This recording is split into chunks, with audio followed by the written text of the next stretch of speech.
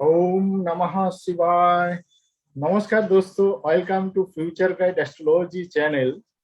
I am doctor Rishikesh Devnath from Kolkata. Specialities in medical and spiritual astrology. इस channel में ज्योतिष शास्त्र के बारे में काफी व्यवहारिक तरीका से ज्योतिष शास्त्र और अनुभव के आधार पर इसमें आप लोग का सपोर्ट और सहयोग भी मिले। फिर भी आप लोग भलीभांति जानते ही है, ज्योतिष शास्त्र एक समुंदर है। बताना काफी बाकी है, बताना बहुत बाकी है। इस संदर्भ में एक बात को याद आया। अमेरिका में एक प्रसिद्ध कवि जिनका नाम एली सिगल, जिन्होंने अपनी पुस्तक में एक छोटा सा कविता छापी। कविता इस तरह से थी, प्रश्न शीर्षक कविता आई व्हाई। ऐसा कहा जाता है कि यह कविता दुनिया में सबसे छोटी कविता है, पर व्याख्या किया जाए तो इस छोटी सी कविता दुनिया में सबसे बड़ा कविता बन जाएगी। इसी प्रकार ज्योतिष एक छोटा सा शब्द है, किंतु समझने में जीवन काम पड़ जाएगा। ज्योतिष एक विज्ञान भी है। वेस्टर्न दृष्टिकोण से astrology is a pseudo science. ज्योतिष एक विज्ञान की तरह है। अतः विज्ञान में समय के साथ साथ अपडेट हुए, परिवर्तन, संशोधन, परिवर्धन भी हुए। ऐसे ही ज्योतिष शास्त्र में भी अपडेट होना बहुत जरूरी है। प्राचीन मुनि ऋषियों से लेकर आप तक विद्वान व्यक्ति वर्गों को मेरा भावपूर्ण प्रणाम, श्रद्धापूर्ण प्रणाम, जिन्होंने ज्योतिष शास्त्रों को बहुत ही सरल व्यवहारिक तरीका से समझाया, बताया। मेरा मानना है कि इस शास्त्र में भी और रिसर्च का जरूरत है, एडुकेटेड रिसर्च स्कॉलर का जरूरत है। इस बात को ध्यान में रखते हुए आज एस्ट्रोलॉजी एडुकेशन चैनल में डॉक्टर अरुणा जानी जी गेस्ट के रूप में उपस्थित है। डॉक्टर अरुणा जानी जी मुंबई से है। कोई यूनिवर्सिटी का हायर डिग्री के साथ साथ उन्होंने एस्ट्रोलॉजी के अंदर पीएचडी डिग्री हासिल की। आश्चर्य की बात है, उन्होंने 80 इयर्स उम्र होने के बाद भी एस्ट्रोलॉजी के अंदर अभी तक रिसर्च कर रही हैं। आइए जानते हैं अरुणा जानी जी से। आज का विषय पंचम भाव। स्वागतम अरुणा जानी जी। अब स्टार्ट कीजिए आपका सब्जेक्ट पंचम भाव इन वैदिक एस्ट्रोलॉजी। जी सर। सर, पंचम भाव हमारी पूरी पूर्ण स्थान है और मनुष्य के कर्मों के अनुसार फल देने वाला। तो पंचम भाव से जातक के कर्म कैसे होंगे ये भी बता सकते हैं। उसे कौन कौन सी बातें देखी जाती है उसके बारे में हम देखते हैं कि ये जो भाव है पंचम भाव, ये पूरा जीवन समझ में आ जाता है जातक का। और इस स्थान से जो ज्यादा महत्वपूर्ण बात, एक तो संतान स्थान है, संतति होगी कि नहीं ये देखा जाता है। दूसरी बात महत्व कि यहाँ पर जातक को अपना पिछला जन्म मतलब कैसा होगा ये मालूम पड़ जाता है। उसके बारे में मैं पूरी जानकारी दूँ और उसके साथ साथ हमारा जो व्यवसाय जीवन है भी देखा जाता है।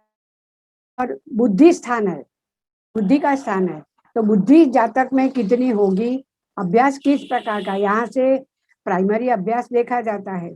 तो प्राइमरी अभ्यास जातक का कैसा होगा ये भी देखा जाता है। और ये प्रेम का स्थान है, भावनाओं का स्थान है। तो यहाँ पर ये सब बातें क्यों जाननी चाहिए, क्योंकि इन सब बातों से हमें हमारे जीवन पर उसका क्या प्रभाव पड़ेगा ये हमें समझ में आता है। उसके बाद में जो जप तप मंत्र योग, योग मतलब शारीरिक फिजिकली स्ट्रांग रहने के लिए अथवा तो शारीरिक रूप से स्वस्थ रहने के लिए जो योग करना चाहिए, योग भी तो यही से देखा जाता है। तो जब तब से ये मालूम पड़ता है कि हमारा आराध्य देव कौन सा होना चाहिए। और दूसरी बात ये है कि जातक में अगर सही क्या है गलत क्या है ये सोचने की शक्ति यहाँ से मिलती है। और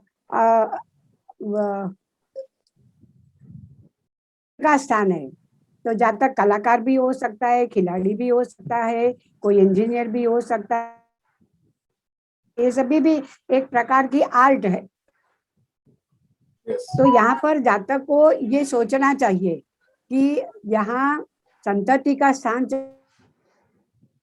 होगी, लेकिन संतति से सुख मिलने वाला है कि नहीं ये भी तो यहाँ से पता चलता है। ये धार्मिक स्थान भी माना जाता है। यहाँ से जातक कितना आध्यात्मिक होगा ये भी जाना जा सकता है। और याद शक्ति कितनी रहती है, मेमोरी पावर। जी सर। बताती हूँ पंचम भाव तो उससे पृथ्वी पर जन्म क्यों लिया है। ये पंचम अगर पंचम मेष राशि हो तो और अविवेकी होता है, और अपने परिवार के कार्य के लिए कभी त्वरित निर्णय के कारण उसे पछताने का समय आ जाता है और उसके साथ परिवार के साथ भेद हो जाते हैं। ये जो मेष राशि अग्नि तत्व की है, त्रिकोण में आई हुई है और इसीलिए वह जाति राशि ज्यादा हो जाती है। अगर पंचम भाव में वृषभ राशि हो तो ऐसे जातक का जीवन वैसे तो क्योंकि कालचक्र के अनुसार यहाँ तो सिंह राशि आती है, लेकिन कालचक्र के अनुसार देखें तो भाव का मालिक होकर यहाँ पर आई है तो धन भाव की राशि है, अचानक धन प्राप्ति कराती है। जो आकर्षण का केंद्र शुक्र है, भोग विलास ऐश्वर्य है, तो वह कभी कभी जातक प्रेम में इतना पागल हो जाता है कि दीवाना हो जाता है, लेकिन उसे पत्नी सुंदर मिलती है और राशि अनुसार वह अपने कर सकता है। मतलब अगर मेष राशि हो तो क्रोध करने के लिए, दूसरों के लिए उसका जन्म। अगर वृषभ राशि देखे तो ऐशो आराम करने के लिए उसका जन्म हुआ है। अगर पंचम भाव में मिथुन राशि आती है तो संतान से 11वां स्थान है तो संतान से लाभ हो सकता है और उसके साथ साथ दृढ़ उसका मनोबल होता है, वह साहसी होता है, पराक्रमी होता है और बुद्धि से कार्य करने वाला जातक होता है। जातक अनुभवी होता है और कभी कभी उसके विचारों में, क्योंकि ये द्विस्वभाव राशि है, उसके विचारों में कभी कभी स्थिरता नहीं रहती है।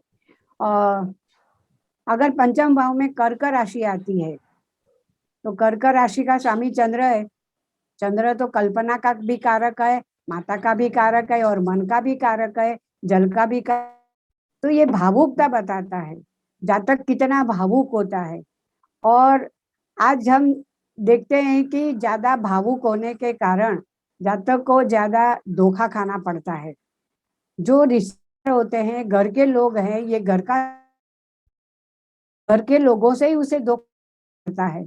और अगर ये स्त्री ग्रह है तो जातक को स्त्री संतान ज्यादा होने की संभावना रहती है और इस जातक को ज्यादा प्यास भी बहुत लगती है। चंद्र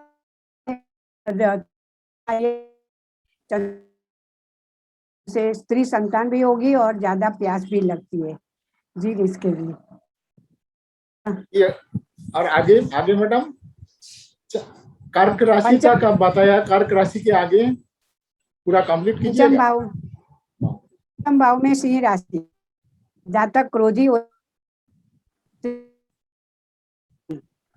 अग्नि तत्व की राशि, अग्नि तत्व में ग्रह आया तो यहाँ पर अग्नि तत्व ये पेट की राशि है, स्टमक की राशि है और यहाँ जातक को समय पर भोजन न मिले तो जातक का क्रोध बढ़ जाता है, उसको एसिडिटी का प्रॉब्लम होता है। उसके संतान बहुत बुद्धिमान होते हैं, जो होते हैं तो, और लेकिन अल्प संतति होती है, क्योंकि ये मेष जो सिंह राशि है वह वंध्य राशि है, तो उसमें अल्प संतति होती है और कभी कभी संतति नहीं भी होती है, ये भी देखा गया है। लेकिन अगर जातक अगर किसी के प्रेम में पड़ जाता है तो प्रेम में ईगो का भी प्रॉब्लम आ जाता है, और ईगो के कारण उसके प्रेम में असफलता प्राप्त होती है। अगर पंचम भाव में कन्या राशि आती है तो उसका स्वामी बुध होता है, और ऐसे जातकों को ज्यादा बोलने की आदत होती है, बहुत बोलते हैं, और ये तो नौकरी का भी स्थान है, तो नौकरी के स्थान पर अपने साथी कर्मचारियों के साथ ज्यादा बात करेगा तो कभी कभी नौकरी गंवाने का भी समय आ जाता है, या तो उसका प्रमोशन भी रुक जाता है, ये होता है। लेकिन ये जातक बोलकर धन प्राप्त करता है, बोलता जाता है, धन प्राप्त करता जाता है, ऐसी उसे आदत होती है। अब कार्य और बोलना ये दोनों काम साथ में तो नहीं हो सकते, इसीलिए उसे जीवन में शिथिलता, जो नौकरी करता है वहाँ अपने कार्य में शिथिलता आ जाती है, और नौकरी और व्यवसाय दोनों में उसे तकलीफ प्राप्त होती है, और तकलीफों का सामना उसे करना पड़ता है, और इसी कारण उसे शत्रुता भी बढ़ जाती है, और शत्रुता बढ़ने से लिए उसे क्रोध आता है, क्रोध आने के कारण उसे टेंशन बढ़ जाता है, उससे उसे रोग होता है। तो ये जो पूरा पंचम भाव में कन्या राशि आई है, अगर कालचक्र हिसाब से कहाँ से आई है ये भी देखना पड़ता है। उसके साथ में देखिए पंचम भाव में अगर तुला राशि आई तो जातक की बुद्धि व्यवसाय प्रकार की होती है, क्योंकि तुला का मतलब है तराजू, तराजू का मतलब है आमने सामने तोल कर जवाब भी देना, तोल कर व्यवसाय भी करना, ये इस राशि का काम है। और ये स्थान आर्ट का भी है, तो अगर तुला राशि का स्वामी शुक्र है तो शुक्र उसे, और ये स्थान भी तो आर्ट का है, तो जातक आर्ट में जा सकता है, विनम्र होता है और सभी के साथ सौम्यता का व्यवहार करता है, और उसके जो संतति होती है वो भी शौकीन होती है, क्योंकि यहाँ पर शुक्र है, जातक खुद शौकीन होगा तो उसकी संतति भी शौकीन ही होगी, और वे संतति भी बुद्धिमान होगी और व्यवसायिक काम करने वाली ही होगी। तो ये जो तुला राशि आई, अभी पंचम भाव में वृश्चिक राशि, वृश्चिक आप राशि है तो टेंशन की। मैडम, एक मिनट मैडम, थोड़ा हाँ रुकना चाहता हूँ। आप तो 7 राशि हाँ के बोलिए। बारे में बताया, मेष राशि हाँ से लेकर तुला राशि तक जो पंचम स्थान मिला किसी का, पंचम भाव होगा, तो जो रिजल्ट हाँ मिलेगा, जो फलित होगा, उसके बारे में जो सुंदर तरीका से आप बताया, जो प्रैक्टिकली और क्लासिक दोनों मिला के अब जो रिजल्ट बताया अपना अनुभव से, बहुत ही सुंदर लगा। लेकिन मैडम आप कैसे इस लाइन में आ गया? आप तो जैसे देखा आपका जो पीछे पोस्टर है उसमें एमए, एमएड, इसके बाद साहित्य एमएड। रत्न प्रयाग से, इसके बाद और कुछ कोई डिग्री और आपका जो सर्विस, ये सब के बारे में थोड़ा 2-4 बात सुनना चाहता हूँ। कैसे एस्ट्रोलॉजी में इस नॉलेज ले लिया है और पीएचडी तक कर लिया एस्ट्रोलॉजी के अंदर? जी सर। सर मेरी कास्ट में मैं पहली लड़की थी जो कॉलेज में पढ़ने गई, इसीलिए पिताजी टीचर थे तो उन्हें बड़ा शौक था कि मेरी बेटी आगे बढ़े, इसीलिए मैं एमए, एमएड और Sahitya Ratna is equal to Allahabad university का हिंदी एमए हो गया। लेकिन जब मैं टीचर बनी तो टीचर बनने के बाद में मुझे मेरा ये शौक बढ़ता गया। जब न्यूज़पेपर में ये आता है ज्योतिष आज का, तो वो सही क्यों नहीं होता है तो सबके लिए, तो ये मेरे मन में एक शंका थी, तो उसे सीखना चाहिए। उसी कारण से जब मैं रिटायर हो गई उसके बाद में मैंने ये शुरू किया, और आज 21 साल से मैं ये ज्योतिष कर रही हूँ। ये मेरा शौक है, और शौक के कारण अभी अभी 80 साल की उम्र में मैंने पीएचडी किया। तो एक बात ये है कि ये मेरा शौक अभी भी, मैं हर साल पर रिसर्च कर रही हूँ, कुछ बताऊंगी भी कभी भी चांस मिलेगा तो। लेकिन ये मेरा शौक है, मुझे उसमें पीएचडी नहीं करनी है, लेकिन मेरा शौक मैं जरूर पूरा करूंगी। और वैसे भी जिंदगी में निवृत्ति होने के बाद भी प्रवृत्ति मिल गई है ना, एक बत्ता, एक अच्छा समय है। बहुत ही सुंदर मैडम, आप ताज्जुब कर दिया है। जो देखिए आप इंडियन एस्ट्रोलॉजी के अंदर, इंडियन ज्योतिष शास्त्र के अंदर आप गर्व है। बेसिकली फीमेल के लिए, लेडीज के लिए उस टाइम का, आज आपका उम्र है लगभग 80 साल। 80 साल होना, 80 साल 80 पूरे साल, होंगे, 80 पूरे साल होंगे पूरा। अभी नवंबर में। अच्छा, तो 80 साल उम्र होना ये लेडीज के लिए, अब इस उम्र में आप रिसर्च कर रहा है, रिसर्च करके आप पीएचडी हासिल किया और हर्शल प्लैनेट के ऊपर रिसर्च कर रहा है, जो प्लैनेट हायर वाइब्रेशन का प्लैनेट है, जो एस्ट्रोलॉजी के अंदर बहुत दिन बाद इसको जो पता चला, इसका डिस्कवरी हुआ। इसके बाद इसके ऊपर ज्यादातर इंडियन एस्ट्रोलॉजी के अंदर ज्यादातर नॉलेज नहीं है, बहुत ही कम चर्चा होता है। इसके ऊपर भी आपका रिसर्च है, इसलिए मैंने, हमको तो ये ताज्जुब लग रहा है। बहुत ही हम फैन बन गया मैडम, आपको जब देखा फ्यूचर स्टडी ऑनलाइन के अंदर, तब से आपको हम प्रणाम कर रहा था, जो मन मन से। जो इस जो महिला है, इंडियन महिला, उनका इंडिया का गर्व है, एजुकेशन लाइन का गर्व है। एजुकेशन लाइन में आप काम किया है, अभी एस्ट्रोलॉजी एजुकेशन के ऊपर आप बहुत ही ज्ञान दे रहा है फ्यूचर स्टडी ऑनलाइन के थ्रू। तो आपको प्रणाम मैडम, आप आगे बढ़िए। आपका वृश्चिक राशि से लेकर धन्यवाद सर।